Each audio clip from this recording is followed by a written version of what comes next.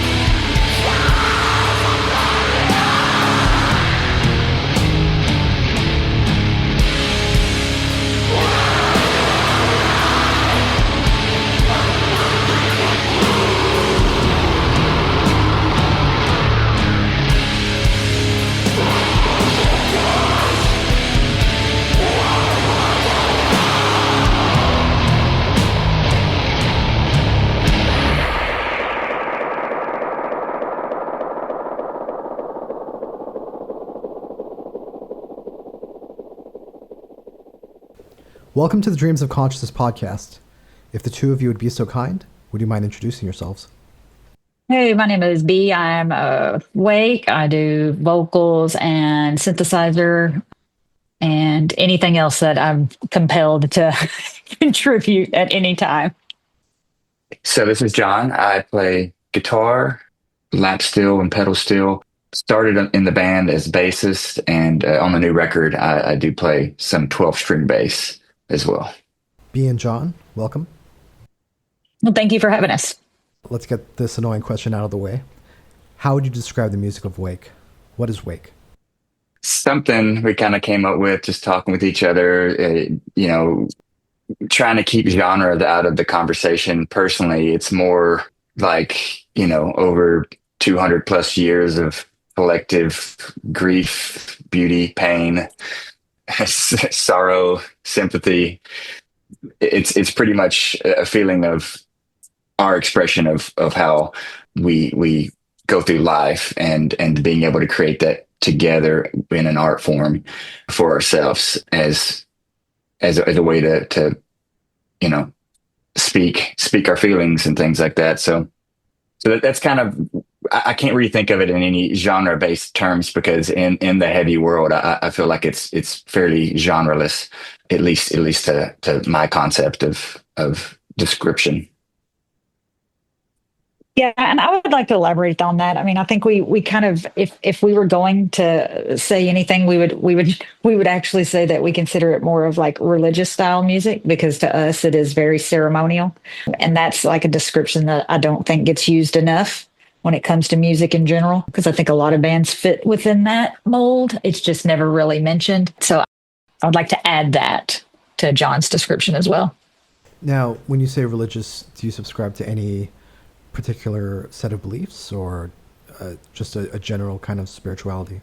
I would say more of a general spirituality, that we would leave that up to the listener to interpret that however they feel is necessary. Would you say that, for the most part, Wake's music is slow? No, I wouldn't. I mean, I don't get that feeling when I listen to it. And I guess I think of music more of from a feeling standpoint. So I wouldn't say that. I wouldn't use that term. I may use the term emotional, but I wouldn't say it's slow, because for as many parts that are slow, there's just as many parts that are fast. I would use a term more like intricate personally, but we do get called a sludge or doom band a lot. Okay. Yeah.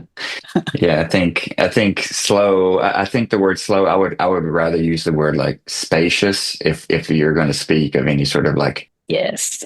tempo, or I like giving that description a little bit more, because yeah, there's a few songs where we might plod on a riff for a little bit, but it's never the intention of being slow. It's an intention of creating dynamics and space within the music, because more than likely it's either preceding or about to go. It's preceding something that's about to get more difficult and fast, or upbeat, or energetic, or aggressive, and so it's a kind of more of a space thing to me. So it's not slow, there's just a lot of space between notes. Yeah, sure, but just in general, the music, there are some spots where where it is slow, but I guess I don't think of it that way, personally. Yeah. B, if you don't mind filling everyone in on how you became involved in Wake, and what the intentions of the band were when you first joined. So yeah, we started playing music together when, we were kids, really. For some of us dating all the way back to high school, and we're all in our mid 40s, late 40s now, most of us are, at least. So I think it started as, just like everybody else, where you just come together with fellowship of a lot of ideas and a lot of emotions, and needing a way to express that. You have to keep in mind that most of us, we started playing music together in Arkansas in the early, mid 90s, before there was an internet. We're deep in the Bible Belt, a lot of oppression, a lot of discrimination. You would literally get pulled over and get taken to jail for having long hair if you were a guy. Like, it was really that bad where we grew up.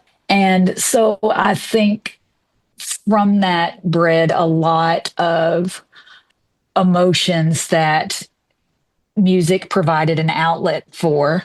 As far as me personally joining the band, we were all just friends since kids. And it was like, the more the merrier. So that's how I ended up playing in the band, was just like I said, we all just kind of grew up together and it seemed right. And like I said, it was just a place for us to vent a lot of the stuff that we were going through as kids, because, everybody needs that. Now, the spiritual and ceremonial aspects of the band that you mentioned, were those always present in your intentions, in your goals for what you wanted Wake to be? I think it matured more over time as we matured more over time, like all things do. So no, I don't think it was so much, it was more of just an outlet for creativity. At the end of the day, when we write music, we don't have a listener in mind. We write music for ourselves and we don't force anything. We never sit down and say, here we're going to write a song and this we want it to sound like this. If anything, we just channel what the earth gives us. Like I love the term of being a vessel for the divine. Like there's no forced nature to it in any way. It's literally like Jeff uses the term, it's not that, he wrote that riff, he captured it. And so as you get older and you mature, you find ways to tune in more to that. And so, and with that comes more of that ceremonial feeling, I think. Okay. I think one of the aspects of Wake that stands out to me is that the lineup that you guys have and the fact that you have two vocalists. What led you to that? Was it just because you were a group of friends and it made sense to get everyone involved in some way? Yeah, if every member had something to contribute, and what I contribute is different than what Chris Terry contributes, and what we contribute together as a team is even better. Yeah. Heading into the first album, how long did it take for you guys to arrive at the sound that you had on that album?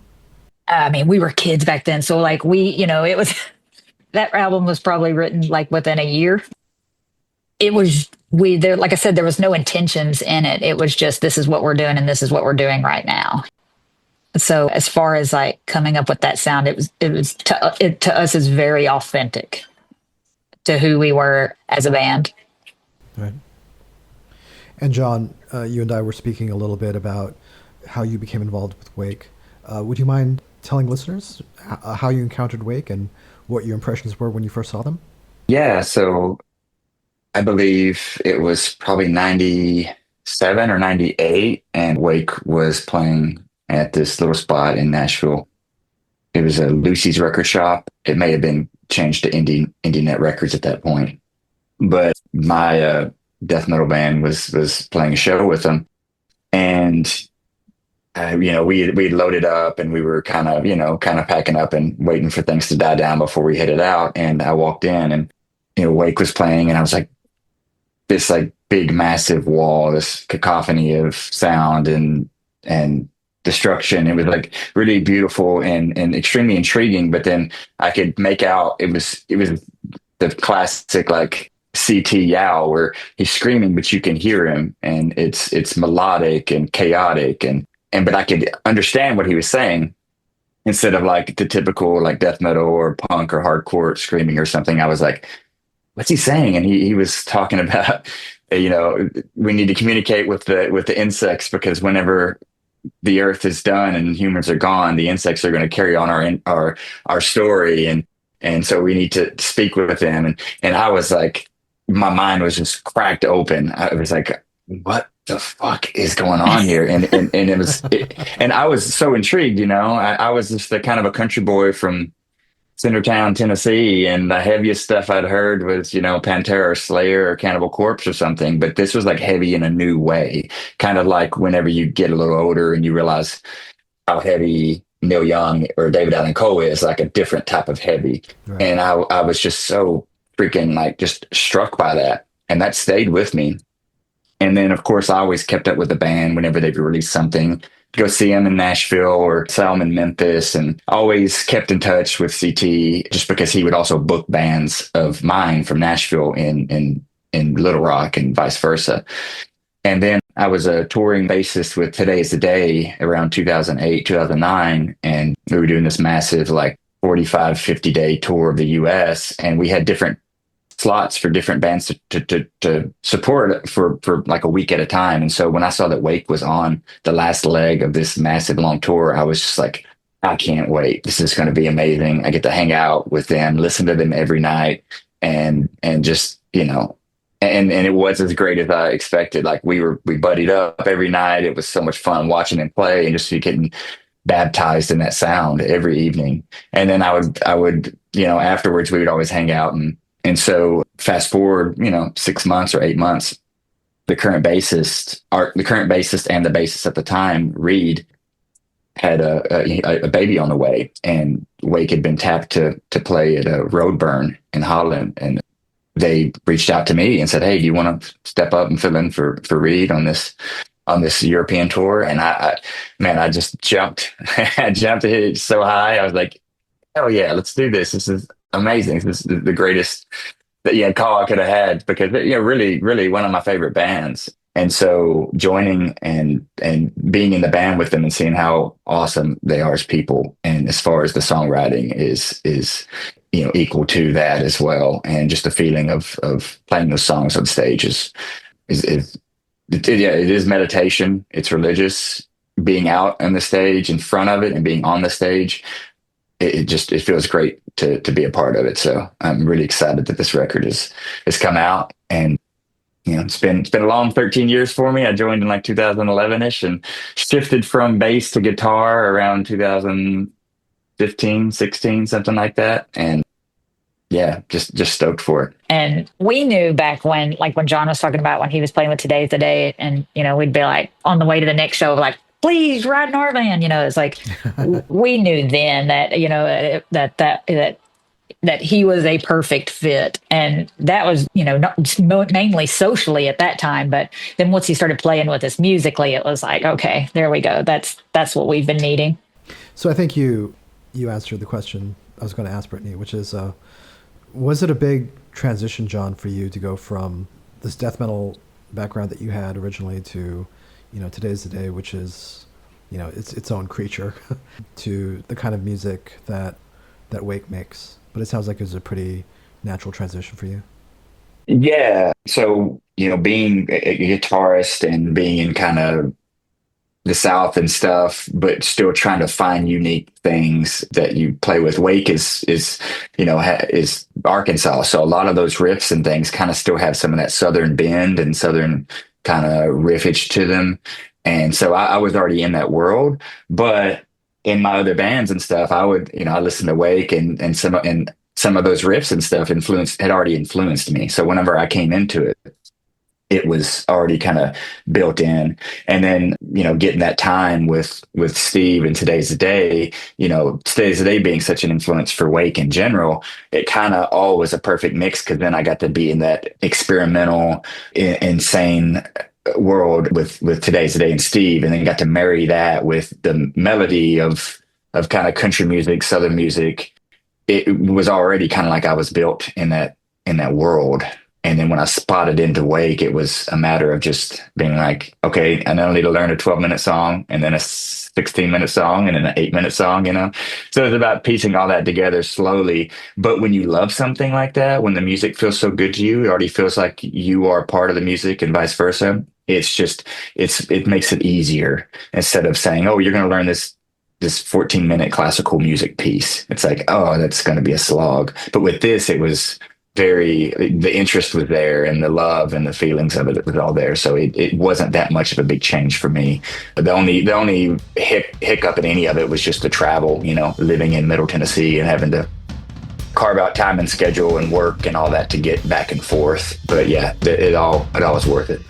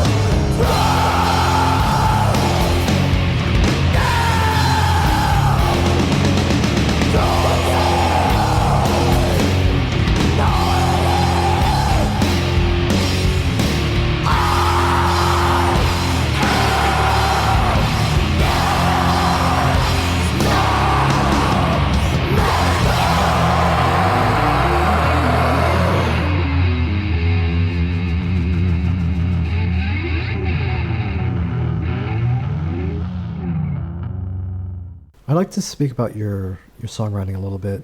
I realized on this latest album, which I think a lot of it came together during the pandemic, and so your songwriting process probably changed a lot for this one. But for those early albums, what was the process like? Did you guys write together as a group in the rehearsal space? Yes. Yeah, no, for our prior to this album, we used to literally practice 5 days a week. Like every single day we would all go to, our jam room. And so the writing process then is a lot different than it is now, it was very, there was a lot of contributing and stuff, on the previous, because we were just always together. Like I said, we literally practiced 5 days a week. But with the newer record, it has definitely changed, just because, not only has our lineup changed, but our lives have changed and we're spread out. And we just don't have that kind of time, even if we were living all together, in the same place to practice, 5 days a week anymore. But we're also older and we don't necessarily have to practice together as a unit 5 days a week either. So it's definitely changed. Do you want me to elaborate a little bit more on the writing process for the new album? Sure. Just, I mean, if you wouldn't mind just painting a picture of what it was like during the earlier albums, in terms of how you guys would start a song, complete a song, and arrange parts, and maybe your contributions in terms of the keyboards and the samples and stuff like that. Well, I think, Jeff has always been a real force when it comes to, coming up with riffs and stuff like that.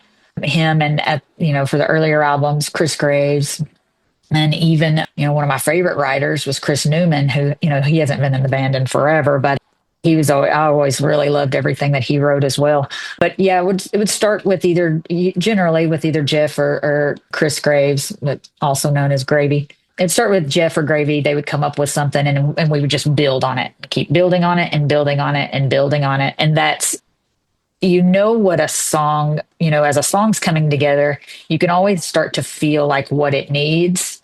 And that's always what I try to contribute is, okay, so we've got this. Now, what else does it need to help push you to just that little bit further, emotionally? And so that's what I would always try to add to that. Other than that, we've always been a very diplomatic band as far as like discussing things, and we're all very opinionated. And I think that's a good thing, because it forces us to bring out the best out of everybody. And so the process then was very collaborative in that sense of, us all discussing what works, what doesn't work, and just constantly growing. Somebody would come up with something, and then we would just keep growing that and growing that and growing that. Then we'd record it. And then even after we would record it, we would continue to grow the music even more. So even with the record today, it's never done. Like, even though we recorded that record, it's not done. Those songs will grow and they'll change over time. And it's always for the better. And as far as your vocals, when do you and CT have an idea of what you want a song to be about, or how you guys will split up the vocal duties? So, I mean, a lot of times we'll mainly just speak for myself on this. I'll have, like stuff kind of written down here or there, pretty much like I guess you would almost say a talking point, like an idea spark. And I always have like a notebook full of sparks, but I always wait until the music is written, like at least the foundation of it. And then from there, I let that kind of lead me down whatever path I want to go down. And I think CT kind of operates off of, the same purpose. While, he spends a lot of time writing in his spare time. But then once you hear the music, we try to not just incorporate it, but change it to whatever the music demands at that moment. And as far as who does what and when and where, that's always just a real natural process for us. It's always been, a fairly natural process. And like every once in a while we'll be like, well, I really want to do this here. But other than that, it's very organic. Now, John, as somebody who joined the band later on, in terms of the way that Wake writes songs, did you have to adapt to that? Or did you feel like jumping in and contributing was fairly easy? Yeah, there was not much adaptation, as she was mentioning, Jeff kind of is been the kind of the spark and will give a really nice great layout, and he's real open with sharing that, and he's also open with changing things, and so when I hear something that's coming from him and I can connect with it, my point of view is typically adding layers. And, I think B said it great, earlier, like how, adding things that push it a little further in one direction, push it or pull it into something that can get a little more emotion out of the song. And so Jeff's skeletons are usually really, really helpful canvases. And each person in the band trusts each other enough that when we bring something to it, it's thumbs up, or it's like, hey, maybe we can try this, or hey, it doesn't feel right. It doesn't really work there. And if we're really passionate about it, we can go to bat for it, or we can say, yeah, right. I wasn't sure about it either. Maybe let's change it to this. So wasn't the biggest thing is really just the distance, but being able to file share and go back and forth, and me coming up with a riff and being able to splice it into the song and then send it back and send it to everybody's ears to thumbs up or thumbs down it. But really, like she said, Brittany was saying, the flow of it is really easygoing. It's in person, and if we all get that moment of we're trying something different and we're all like, yes, that's it. It's like, gavels down and we move on to the next thing. So on the 14th of March, Wake will be releasing their 6th album called The Return of Magik through Relapse Records. Brittany, you mentioned that the writing for this album was quite different than the way you guys wrote music in the past. Can you break that down for me? How did this album come together?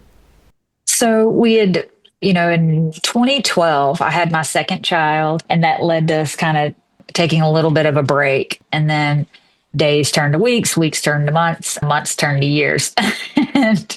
and so I think it was around 20. I should mention, Yeah. Sorry to interrupt you, No, you're good.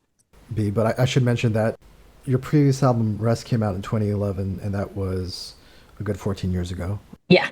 And so if anybody's wondering what the break was, this is the explanation. Okay.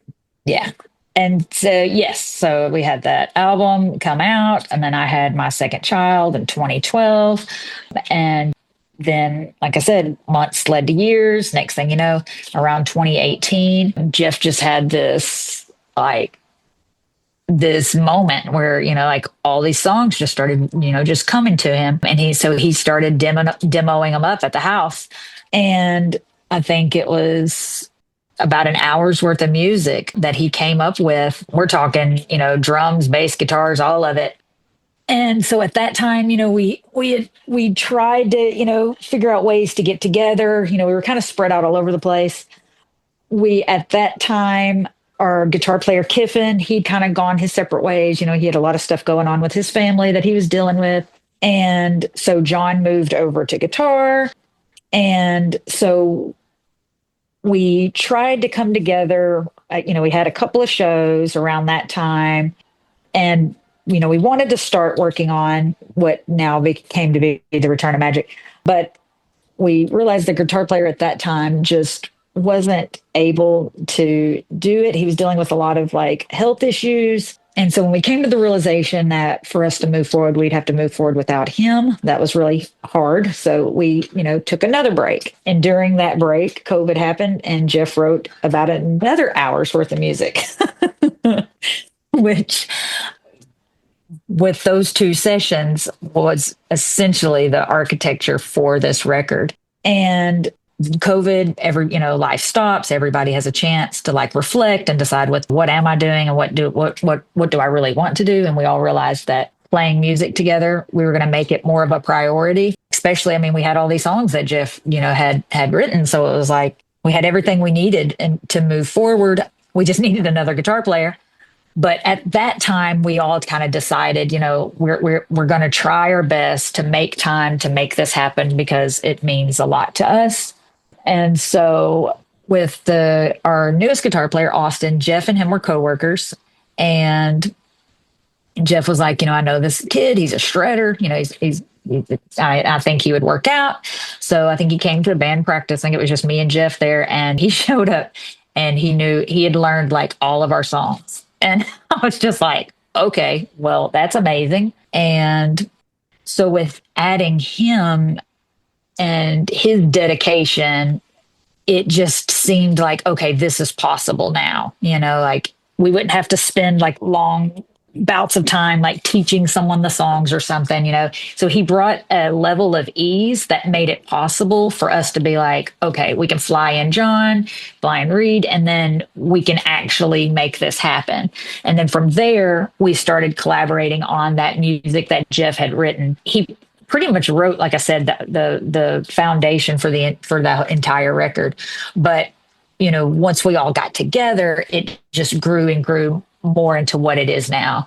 What John contributes is, like he was saying, he adds these layers and like that expands on what Jeff had already done in a way that's undeniable. And that's something that I think that me and CT try to do as well. It's like, okay, this is what we've got, this now, let's grow this into something even more. And so that's pretty much how the new record was constructed. And then Reed, of course, is Reed, and what he does is there's no mistaking what Reed does and contributes on bass. And then like I said, then you've got Austin. He's such a technical mind, and he's just so enthusiastic and energetic about playing music that it's really refreshing. He's not like old and jaded like most of the rest of us. So, oh boy, don't I know it? So it's great having somebody that like just so down for anything, and we can trust that when we go to play a show, even though to be perfectly honest, we didn't really know Austin very well at all, but his level of dedication to his craft is undeniable. And so we know, while we haven't really even played a whole lot of shows with him, we know that when he shows up, he's going to do exactly what he needs to do to make the song sound the best that he possibly can. And that kind of reliability is something that we need now, with us being so spread apart. And so that's kind of how the formation of that record came to be. It was probably a little bit more in depth than what you were asking for, but no. That's exactly the level of detail I was looking for. Yeah. I just want to clarify one thing. Okay. John, when you originally joined, you joined as a bass player, or did you join as a guitarist? Yes. Yeah, bass player. Okay, and then you transitioned to the guitar. That's correct. Okay, gotcha. Yeah, and we always wanted John on guitar, and we even considered 3 guitar players. We've considered 3 guitar players multiple times. But yeah, once one of Kiffin at that time went a different direction, then we were like, great, now we can get John into the position that we've always wanted him. And no one can play bass for Wake like Reed can. Uh-huh. Okay, cool. The gap between albums, you guys had never consciously decided to put the band on hiatus. It sounds like just family and work commitments prevented you from recording and releasing a new album, but you guys were still active playing shows. Is that right? Not very many. Like I said, Okay. We would come together like we wanted to. It was just, like I said, our other guitar player at that time was dealing with a lot of health issues. And a lot of us, were starting, young families and stuff. And so we just didn't have the time to dedicate to it, that the time that's needed, that the music demands, and that, the people, deserve. We just didn't have the time to dedicate to it in a way that we thought the music deserved. Gotcha. Okay. But somewhere in your minds, you thought that there might be new Wake music, that you guys might work on a new album. You just weren't sure when. Yeah. Okay. So when Jeff contacts you guys with this music that he created, these 2 different sessions, one pre-pandemic and one post-pandemic, what were your reactions to it? Did you feel like it was very much in line with what you guys had released in the past, or did it feel like there was an evolution to what he wrote, to the music that he was creating? I mean, I think it was very in line with what we've always done, but it's also, somebody had asked me previously, is the new record going to sound like, the old stuff? And I'm like, I hope not. I hope we've grown and changed in the last 13 years, So I think while it's all still in line, it's always something new and unexpected as well. And that's what I really love about our songs. We're long form music listeners and writers. And so you get just so much, when you have a 15-minute song, you're able to pack a lot into that. And I think it keeps people guessing and keeps people on their toes while still staying in the same vein.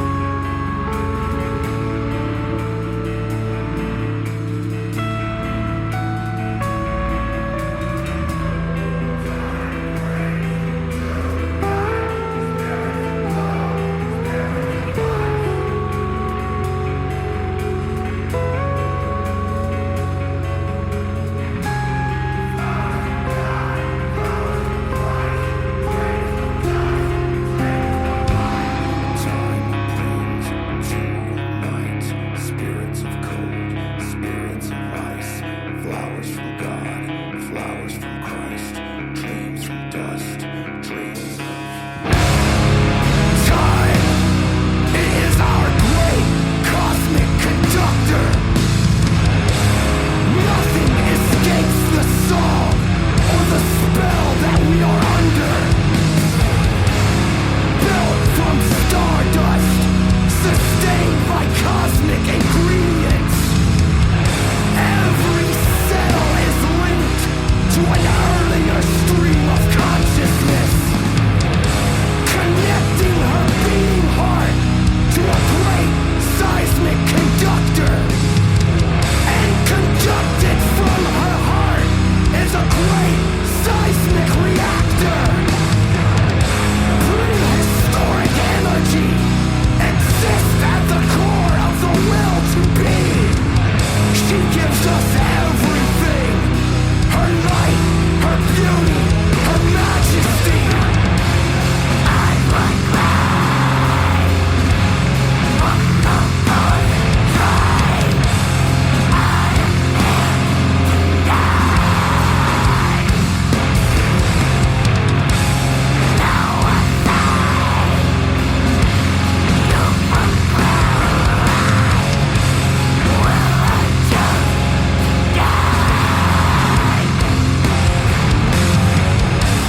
Spirits of cold and ice, flowers from angels, children in Christ.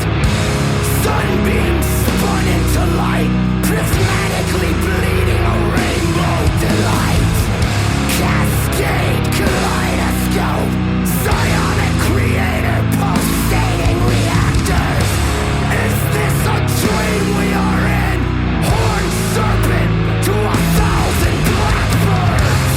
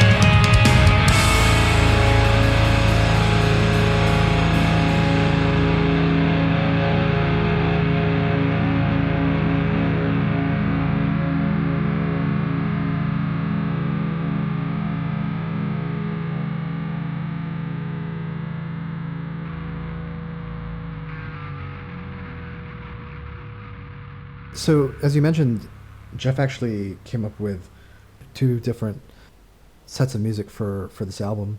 What was the process of paring it down to the album that we hear, or that people will hear in a few weeks? It's kind of, we're able to let the flow of songs kind of, how one ends and one begins sometimes help us piece these things kind of together. And the back and forth that happened just via, emails and text threads was kind of like, oh, I've got an idea for this, or I've got lyrics for this.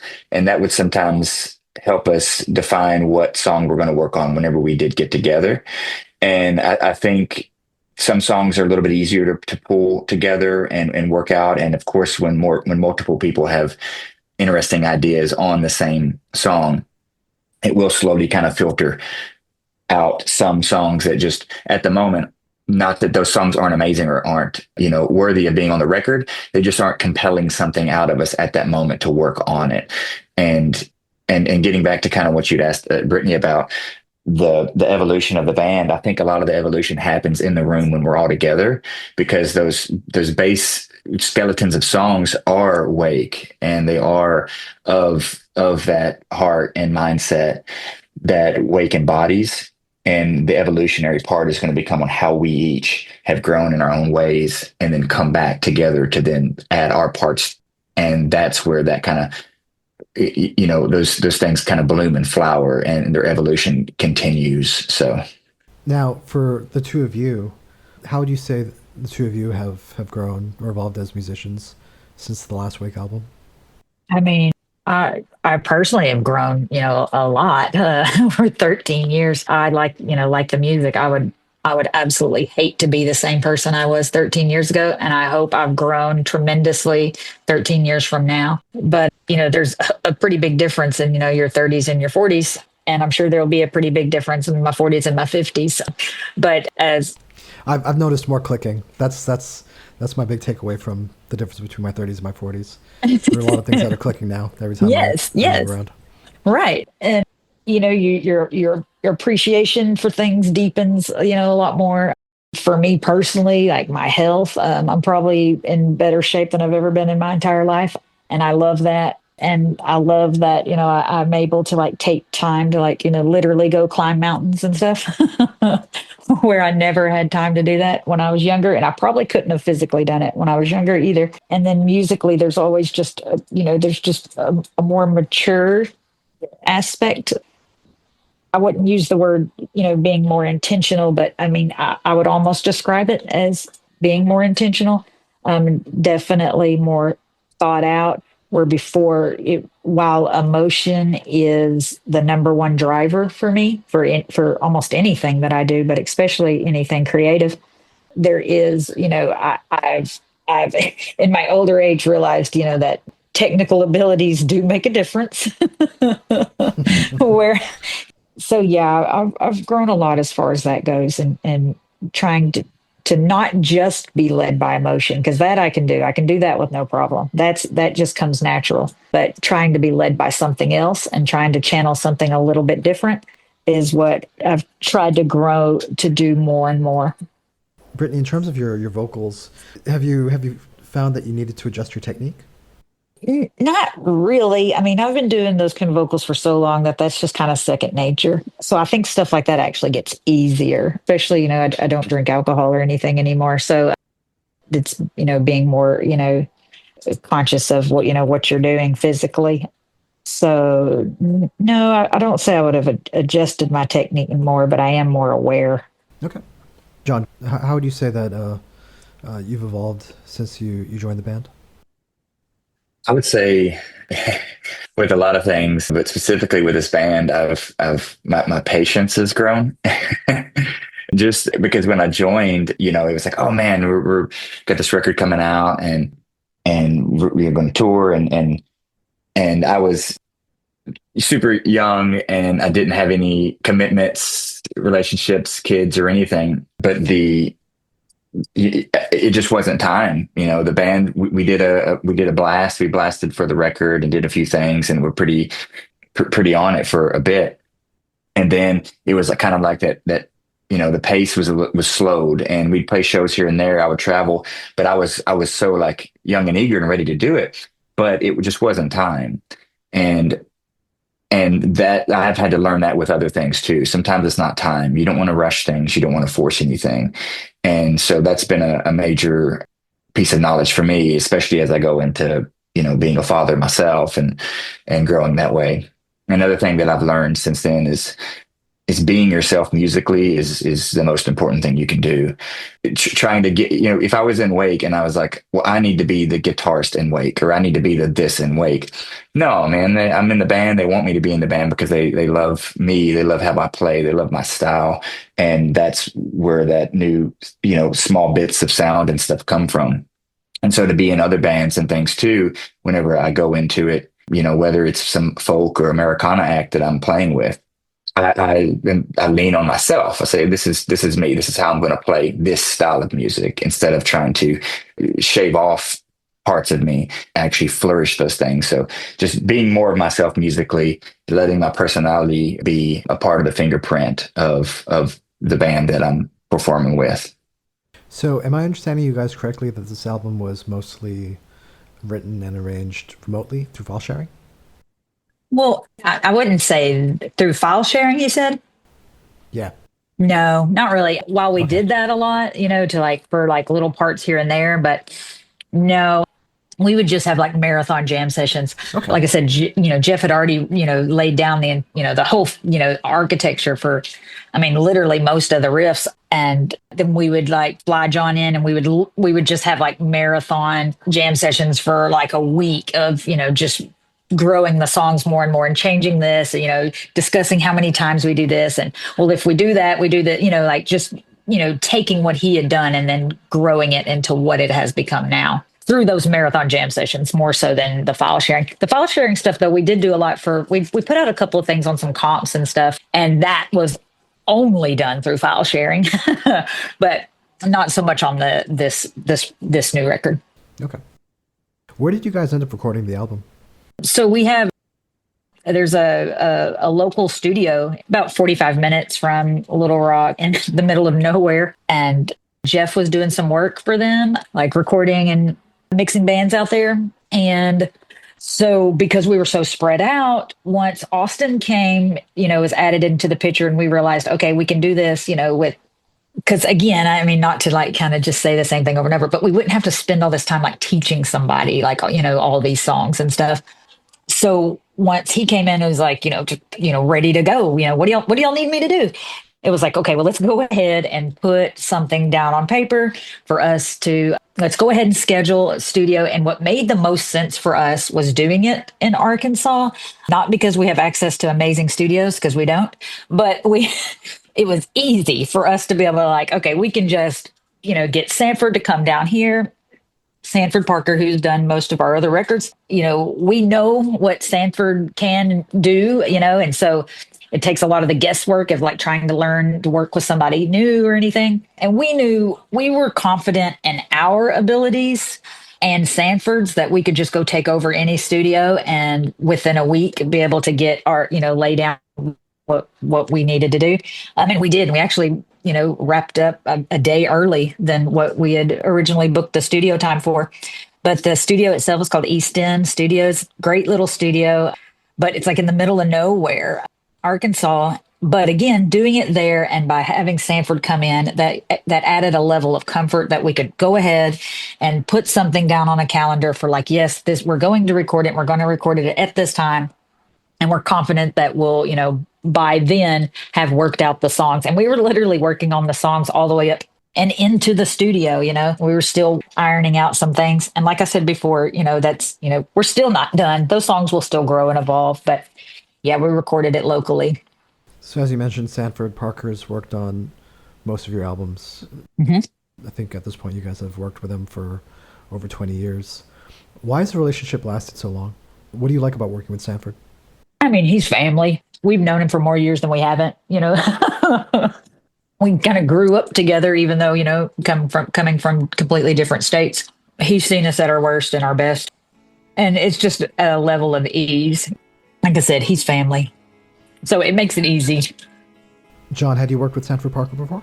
No, I hadn't. It's my first time. And we had shared a little musical DNA together and stuff. And so it was good to kind of be in the room working with him. And he was helpful in some spots and kind of helping me decide on little things to put in or additions to songs and gaps that need something to be filled in there. So that was very helpful. But yeah, he's family, pro, yeah, all the way.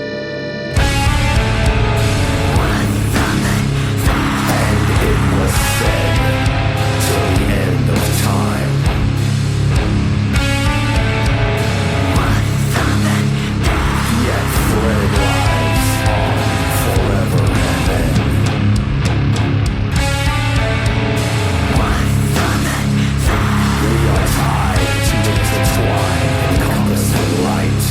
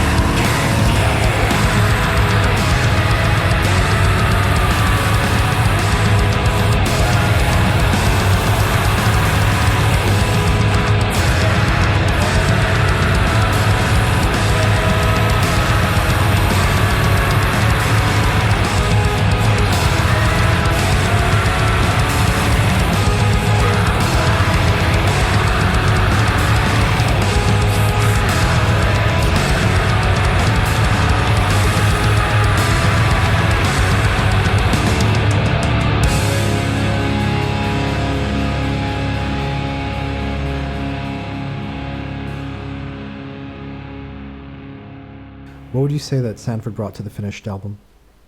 What would you say he brought to the sound of Wake? So the mixing was very complicated. I'll go ahead and say that because, he just came down to record it, and then we had to do long distance mixing via Zoom, and that was a very challenging process. We probably will never do that again. Where we could have probably mixed the record if we were all in one room in one day. But doing long distance mixing was very, very complicated, and I would not suggest it for anyone unless you have a lot of patience. Mhm. Because every other record we've ever done, we literally all just sat in the same room and we literally knocked it out in like a day, but this was a very long process doing it long distance wise.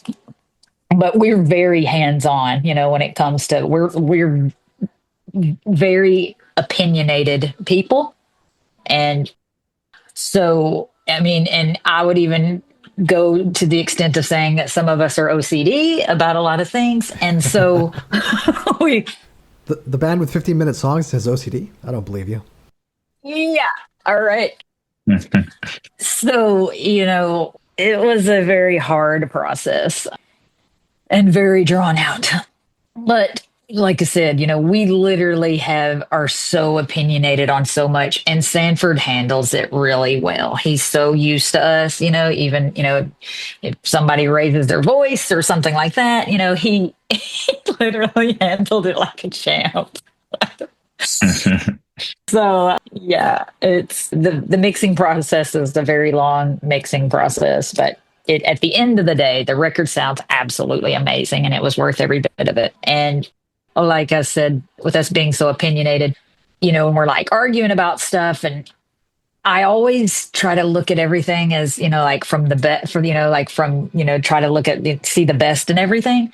And so while, like me and someone else would be, like heated arguments, da da da, and somebody's like, this is about to drive me crazy. I'm like, but you have to understand that the reason is this just shows how much everyone cares, when like someone gives everything that they have and puts it all onto a record, they are very emotional about how they want that to turn out. And I think that's something that we should be very happy about, that, that they do care that much, because a lot of people don't. A lot of people don't care at all. Or a lot of people are like, I just want to sound like this. You're like, well, that's not quite so easy when you're trying to make your own sound.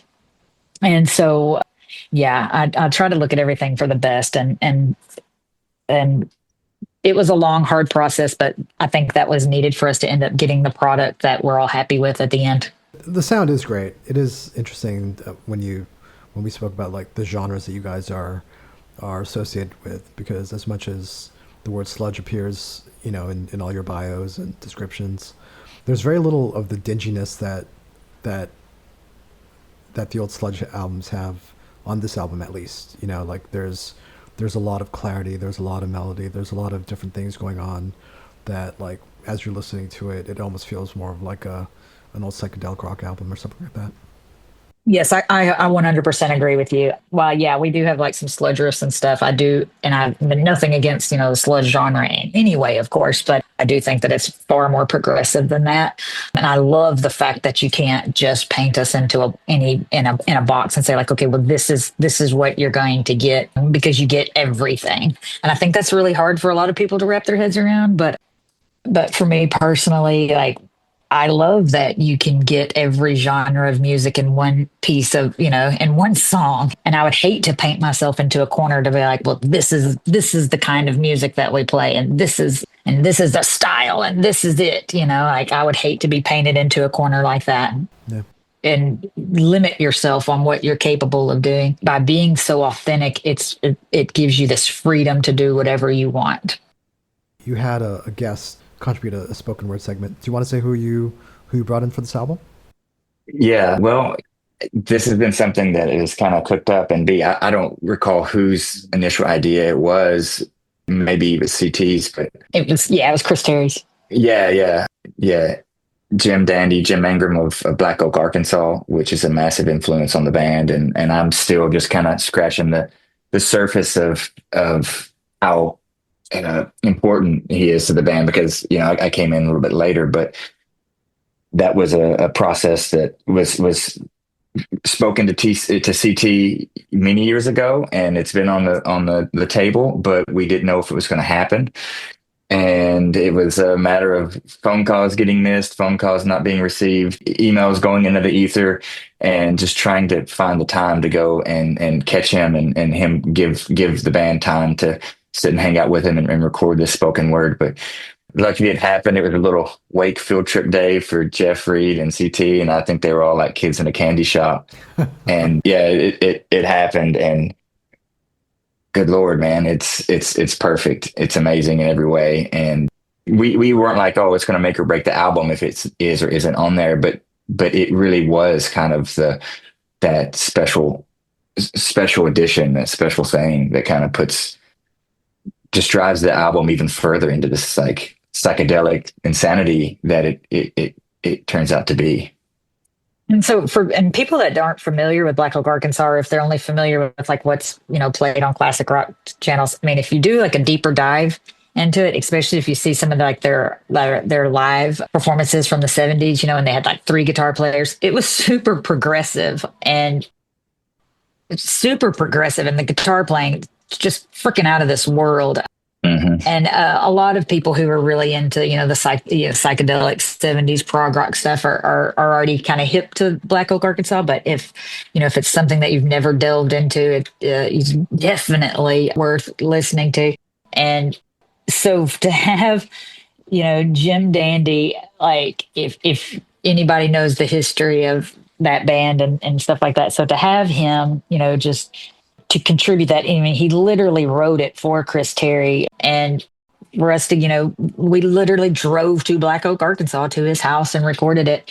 And if anyone knows the history of Wake or Black Oak, and I guess the spoken word that, the psychedelic incarceration, his spoken word that's on the record, and anyone can interpret it however they see fit, like it's like everything and our music and our lyrics and everything. It's up to you. You can make it whatever you want it to be. But I mean, only Wake could get a PSA from Jim Dandy. It's like, so for anybody who knows the story of Wake and Jim Dandy as a whole, I mean, it's while it's amazing, it's also to me like very comical that we were able to capture that. That's awesome. So, what do you guys have planned in terms of shows or tours or maybe even festival appearances in the summer? At the moment, we've got release shows in Nashville on March 14th at the East Side Bowl, and then March 15th in Little Rock at the Revolution Room, Rev Live. And then in April, we've got a couple of gigs in Shreveport. We got one in Shreveport in mid-April, and then in the Siberia in New Orleans. Beyond that, we're slated to do a festival in June, and that's yet to be announced. And then we've got a few other things kind of sitting out there for the opportunities maybe in the fall and winter, but it's kind of all based on a lot of just each of our personal availability. Pretty much all of us have children that are growing and still need to be close to home. But as far as when offers come in, we pretty much give every offer a really, some consideration between us. And we want to take as many opportunities as we can at the moment. But opportunities have to be right. That all the details have to work out perfectly for us. But we are eager and raring to go on this record. We love playing these songs live. We always feel Wake is better experienced in a live setting. As much as we love the album, even just for me performing it live is very cathartic. It's cathartic for all of us. So we relish the opportunity every time. But a few things have to line up more than they did if we were in our 20s. Yeah. So, The Return of Magik, which is Wake's first album in 14 years, will be out on March 14th through Relapse Records. John and B, please tell everyone how they can order the album. What's the best way to get it? relapse.com. They're going to have all the opportunities to order it, many variants, and there's some shirt packages and things like that. So relapse.com. Also, you can grab a lot of merchandise straight from us at wake.bigcartel.com. All that stuff is made by us. We source it all locally. We're local Little Rock area t-shirt printers and every it's shipped out from us. We put it in the bags and send it on out. So that's a great way to support us. Also, Bandcamp, wake.bandcamp.com. You can order our music and digitally and physically there as well. And of course, catching us on Instagram, Wake Band, and then Facebook. Just search for Wake. So I believe there were originally 4 vinyl variants, and I think one of them was only for friends of the band and the label, and one of them is already sold out as we're having this conversation. Do you think the other 2 will still be out when the album is released, when people hear this episode? I mean, I hope so, and I don't. I mean, I hope they sell out, but I hope people still have access. But yeah, I was pleasantly, it was great to hear that that one variant had already sold out on pre-orders. That was great. But yeah, get it while you can, for sure. So you mentioned the Bandcamp page and the Big Cartel page. If people wanted to follow the band online and get updates on tours and possible festival appearances and stuff like that, what's the best way to do that? That would be the Instagram and the Facebook that John had mentioned. The Wake Band, I think, on Instagram. And if you just search RWAKE on Facebook, it should pop right up. Is there anything else you guys want to say? I really appreciate it. Thanks so much. And we just cannot wait to share this record with the world. I can't wait for us to be able to play this record live. Like John had said before, at the end of the day, there's no substitute for, when you get the 6 of us on a stage and you add that with the energy of an audience, there's no substitute for that. So I can't wait to play these songs and share them with everybody. Yeah. Adrian, thank you for your time and thank you for the questions. And yeah, I can't wait. It's one of the most beautiful, meaningful things I've been a part of musically, especially in a very long time. But in my life, this has been something that I've really, really have enjoyed, creating this music with these friends, and the support we've gotten so far from the label, and then the friends and fans that have reached out with their comments, and they're just as excited as we are. So just can't wait for it. And yeah, can't wait to get loud on stage. Very cool. Thank you, guys. Thank you so much. Thank you.